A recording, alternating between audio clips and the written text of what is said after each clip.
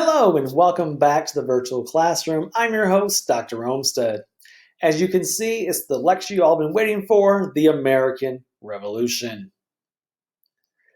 Now, as always, before we begin, hit pause on this video, jot down the lecture outline down below, and pay particular attention to those keywords at the top.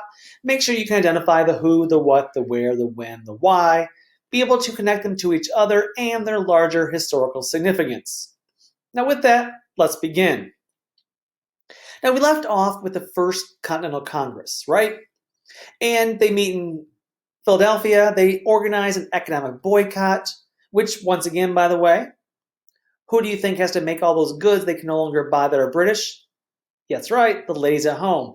I don't see Thomas Jefferson churning butter. I'm pretty sure that falls on his wife. But they also agree, remember, phase 1 starts December 1st, phase 2 starts March 1st, 1775, and they're going to meet back in May of 1775 just to see how things are going. However, before they're able to meet back up, in April of 1775, the first shots of the revolution ring out. And so in April of 1775, we will see the first outbreak of fighting in little towns in the backwoods known as Lexington and Concord. In April 1775, this is known as a shot heard around the world. This is the first official battles of the Revolution. Now, I hope you realize quickly, this is April 1775.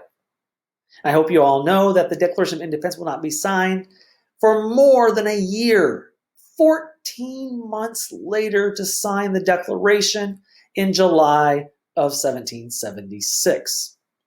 So what happens here in these two small towns known as Lexington and Concord? Well, basically what happens is the British hear that these British soldiers in Boston, again, it's always Boston, they hear that there are some drunk farmers out in the backwoods who are stockpiling weapons. Again, we're still 14 months away. No one is really talking independence yet still.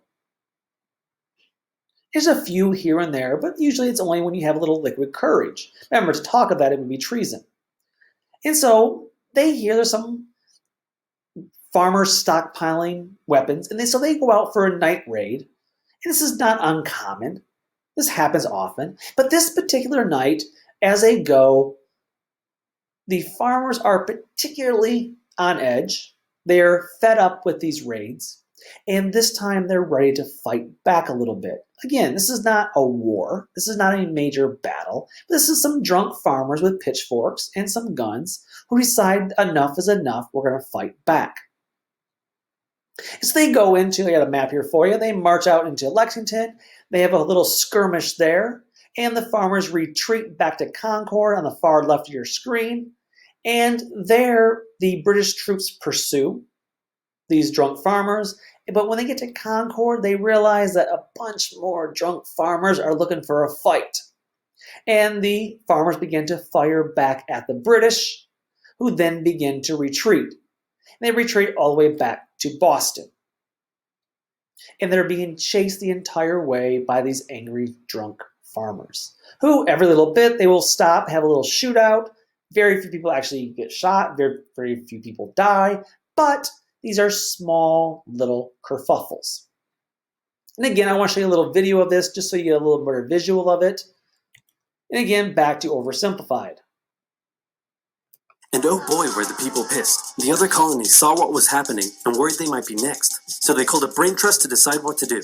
56 delegates from 12 colonies gathered and met in Philadelphia at the First Continental Congress. And the roll call read like a who's who of America's finest thinkers. I'm talking lawyers extraordinaire Johnny A. and Johnny J., experienced military commander George Washington, businessman and future alcoholic beverage Samuel Adams, fiery orator Patty H., guy who married a rich lady Big J. Dickinson. And while they weren't present at the first Congress, soon names like James Madison, Benjamin Franklin, Thomas Jefferson, and much later Alexander Hamilton would all serve time in the Continental Congress. The question now, though, was what to do about the British. After much bitter debate and disagreement, they eventually agreed on an amazing solution. They would simply ask the British to stop. Can you stop? No. It didn't work. Okay, then tell the local militias to start arming and be ready at a minute's notice. And across the colonies, these Minutemen stood ready for the beginning of the American Revolutionary War. Now, having your colonies in open rebellion is one thing. Once they start arming themselves, that's when it really hits the fan. So British General Thomas Gage ordered 700 troops from Boston out into the rebel-controlled Massachusetts countryside to destroy stores of arms and ammunition held by the rebels in Concord. The British set out in the middle of the night. Patriots including Paul Revere rode ahead to warn that the British were coming, giving the rebels time to prepare. The two sides met in Lexington as the sun began to rise. They faced off against each other, and in the confusion, somebody shot first. The shot heard around the world marked the beginning of the American War of Independence. The rebels were outnumbered and had to fall back to Concord as the British split up to search for rebel supplies. However, more and more Patriot rebels kept showing up, and this time it was the British who were outnumbered as more fighting kicked off in Concord. The most professional army in the world was forced to flee back to Boston at the hands of local, poorly trained militiamen. And all along the British route back to Boston, Patriot rebels continued to gather and open fire on the retreating British. When the British reached Boston, the rebel militias surrounded them. Boston and the British were now under siege as small land and naval skirmishes continued around the city. And the British would suffer another embarrassing. So, as you said, they go back to Boston, and now they are surrounded. The question is, what happens next? And so, what you would think would happen, and what would have made sense to everyone at the time, would be, okay, they did their job. These Minutemen these drunk farmers were able to push back this mighty British military. They retreated back to Boston, and now these drunk farmers should go home. Go back to where they were. But they didn't. And this becomes the big issue here. Instead, if you see the map here, the farmers, well, they're probably not drunk anymore, but they decide to settle in. And as you saw the last slide, last little image there on the video, they surround Boston. Now, this map on the top right here is a place called Bunker Hill. And the place you see the little city there named Charlestown. Now, Charleston's where these farmers, these Minutemen, are going to set up and fortify. It's a hill right across the river, the Charles River there. From Boston, you can see Boston's right here. And these farmers set up camp over here and begin to fortify this hill. And they have a standoff. It's going to last all of April into May. And it's during this standoff, this fortification and standoff here at Bunker Hill, at Charlestown, that this is the situation now that takes place in May of 1775, when the colonial leaders get back together for the Second Continental Congress. And while they're supposed to be talking about, well, the economic boycott, how's it going, instead the elephant in the room is what's going on in Boston. This standoff between the British troops and these Minutemen farmers on Bunker Hill.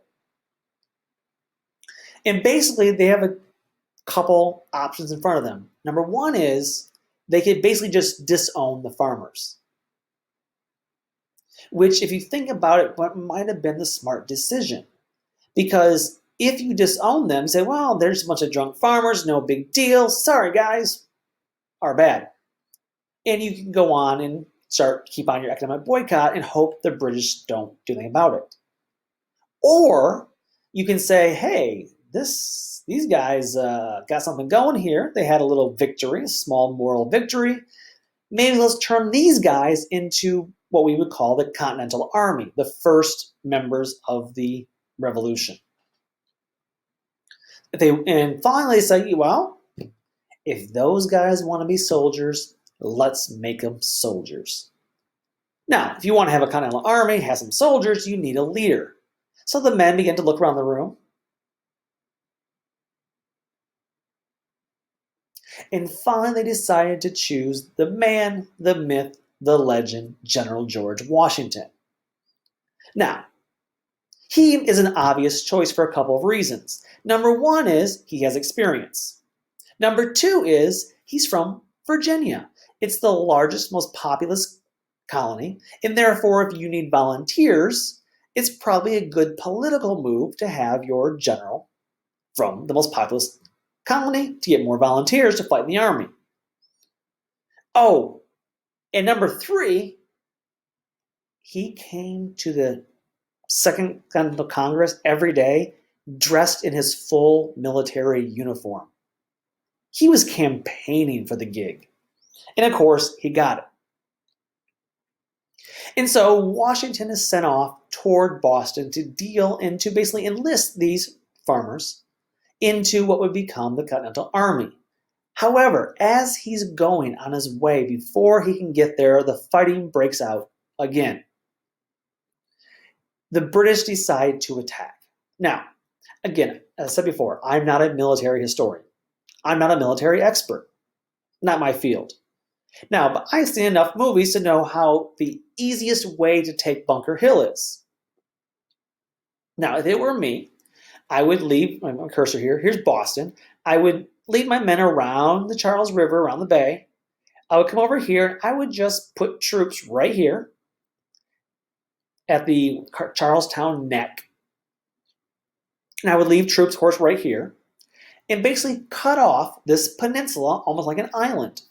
And make this peninsula into an island and basically starve the men out. Yeah, it'll be a war of attrition, but no one necessarily needs to die. But what do I know? I'm not a military historian. I'm definitely not British. So what the British decide to do is leave Boston, send in rowing boats across the Charles River, and then land right here. As you can see in the bottom map now, they land against this hill, and they're going to march up the hill and try to take the hill from these colonists who, once again, have the high ground and can shoot down at them. Now, if it were my thinking, this is the stupidest thing the British can do, but the British are very proud, egotistical people who believe that this was the smart way to overrun their enemy. And so they launch a full frontal battle, marching uphill against these farmers who are armed. And this becomes known as the Battle of Bunker Hill. The first wave of British soldiers attacked, and they were all gunned down. Second wave attacked, they were gunned down. Finally, the third wave of British soldiers is able to break through and take the hill from the colonists. The British soldiers, who were part of the most powerful military in the world, significantly outnumbered the colonists. But the colonists had the high ground. And they were quite good with their guns too. And every time the British tried to march up the hill, they were shot down by the colonists. Now again, 3 waves, and the British would take the hill eventually. Only after the colonists ran out of ammunition. Now, comparatively speaking, who won this battle? I mean, realistically speaking, who won the battle? Well, technically the British did. They took the hill. They took it. They won the war. They won the battle. But the British suffered over 1,000 deaths. The colonists had fewer than 500, and most of them were killed after they had run out of ammunition. And so while technically speaking the British won, this was a moral victory for the colonists. In fact, if you count Lexington and Concord as a battle, which they did, that was a victory for the colonists. Remember, the British retreated, so colonists won, British 0. Bunker Hill, even though technically they lost the hill, they kicked the British's butt and only lost when they ran out of ammunition. So in their minds, colonists 2, British 0. And so by May of 1775 and June of 1775, we've had 2 battles and 2 colonial, at least moral, victories. But you'll notice this is June 1775. We are still 13 months away from the actual Declaration of Independence. Why? What gives? Why does it take 13 more months of delay to actually declare independence? And the answer is very simple: numbers, math. Because the reality is, 2/5 of the colonial population identified as what we would call patriots, also known as Whigs. And that's a term that you need to know because it will come back to haunt you later this semester. There's a whole political party named the Whigs for a reason. Because being Whiggish or being a Whig means you are in opposition to the crown. So it's both a noun and a verb. Whigs as a noun means you're in opposition to the crown, or a person can be Whiggish. In other words, you are in opposition to the mainstream narrative or the mainstream idea. So 2/5 of your population are Whigs, patriots. And most of them are found in New England. Big surprise, that's where their stronghold's at. 1/5 of the colonists are known as Tories, supporters of the crown, aka loyalist. But then we have 2/5. So 40% are Whigs, 20% are Tories, but another 40%, 2/5, are undecided.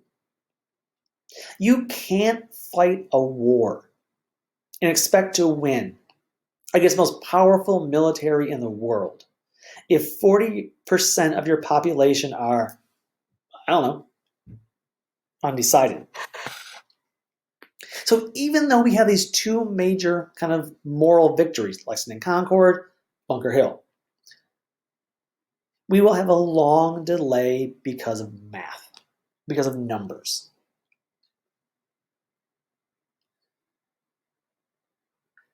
Now, for the rest of 1775, it's a lot of just hemming and hawing. But by early 1776, things began to turn in favor of the Patriots, the Whigs. And one of the people who will have particular influence in uniting the colonists is this man right here, Thomas Paine. Now, Thomas Paine was actually not a colonist. He was a recent arrival from England. He's an immigrant. But Thomas Paine had tremendous influence on political opinion in America because he's going to publish a pamphlet. It's about 50, it's less than or fewer than 50 pages long in January of 1776. And so in January 1776, this incredibly short, fewer than 50-page pamphlet known as Common Sense. He writes this pamphlet that's easy to read, easy to understand, and widely accessible. This becomes America's first bestseller. So basically, either everyone's reading it, or if you can't read, someone's reading it to you. This is something you're discussing at the water cooler, in the pubs, on the streets, on your breaks. Everyone is talking about Thomas Paine and Common Sense. Again, I highly encourage you to read this. I will put a link for you to read it so you can read it yourself. But here's the Cliff Notes version of this. Basically, he points out 3 things colonists need to do, saying they are, well, common sense things you need to do. Number 1, stop jerking around and just declare your independence from England. He says, guys, stop waiting for King George to ride on his white horse and save you. King George ain't saving you. King George is part of the problem. He is the problem. So stop messing around, stop hemming and hawing, just get it done, declare independence. Number 1, declare independence immediately. Number 2, you need to unite. Stop squabbling about petty differences among yourselves. Stop focusing on those differences and rather unite. You know the whole saying? United we stand, divided we fall? Yeah, Thomas Paine. And he argues if the colonists will unite, there is no power in this world that would be able to defeat them, not even the mighty English army. But if they remain divided, they will fail. So number 1, declare independence. Number 2, unite. Number 3, once you win, you need to form a new type of government that he coins a republican form of government, in which case you want to create a government in which all men are created equal. Men, yeah, definitely not women. Let's see. So all men. Well, no, it doesn't work either. All white men. No. all land-owning rich white men are equal, and they will have both political and economic equality. So he calls for broad-based equality for all white men. But in reality, what it means is all rich white landowning men. But he does name it as a republican form of government in which theoretically there is broad-based equality for all men. And as we know, we'll discuss more of it later, there's some problems with this idea of, well, equality. That people everywhere are reading this and discussing this book, this pamphlet. In this pamphlet, Common Sense is making people engage in the political process, in the discussion of independence. They're engaging in what we would call street politics. And, well, it's not the only reason, obviously, but it is a major push. It is a major influence. That extra little push that colonists, that 2/5, is that extra push they need to join the Patriot Whig side. That they need this push to be ready to declare independence. And finally, of course, well, technically it was done on July 2nd. On July 4th, 1776, we will, of course, have the Declaration of Independence. But notice, though, I want you to read this quote, this little statement on top of the screen real quick before I go to the actual declaration. The Revolution, the American Revolution, was not an attempt to remake the world. Instead, American revolutionaries argued they were trying to defeat a change from the traditional order in hope to return to an older and better way of governance. Make this note. The American founding fathers, these revolutionaries, were actually not really that revolutionary. Yes, they talked about equality, but what they really were upset about in 1774, 1775, 1776 was that they were upset that they felt England was betraying their rights as British citizens. And what they wanted to go back was back to the good old days when things were better for them. So in many ways, they were actually kind of conservative, even though when we get to the actual Declaration, we see a lot of more progressive ideals. Things like this quote from the Declaration of Independence. When in the course of human events, it becomes necessary for one people to dissolve the political bands which have connected them with another, and to assume among the powers of the earth that separate and equal station to which the law of nature and nature's God entitle them. A decent respect to the opinions of mankind requires they should declare the causes which impel them to separation. Now, before I go on, note, this reads very much like a legal breach of contract. And in many respects, that's what it was.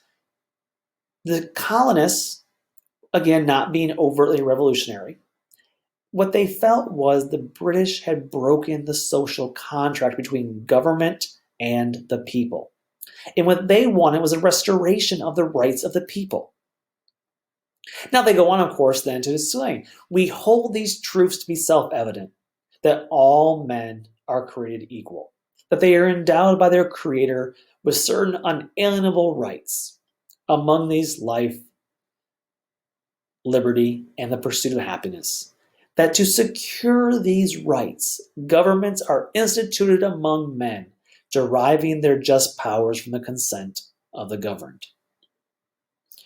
Again, the idea that government should be responsive to the people and there to protect the rights of the people. Now, that in itself was pretty revolutionary given the fact that, well, England was a monarchy. And thus, they're drawing on these fairly revolutionary ideas, even though what they really want is to go back to the good old days. Of course, as the revolution goes forward, they become more and more radical, and in the end, they will form a new nation. I think it's a good place to stop right here, and we will come back in the second half of this lecture with the actual war itself. But as of July 4th, 1776, the war is on, If they lose, it's treason. If they win, we have a chance to create a new nation. But until next time, I will leave you all in suspense of what happens next. So until next time, take care and bye-bye.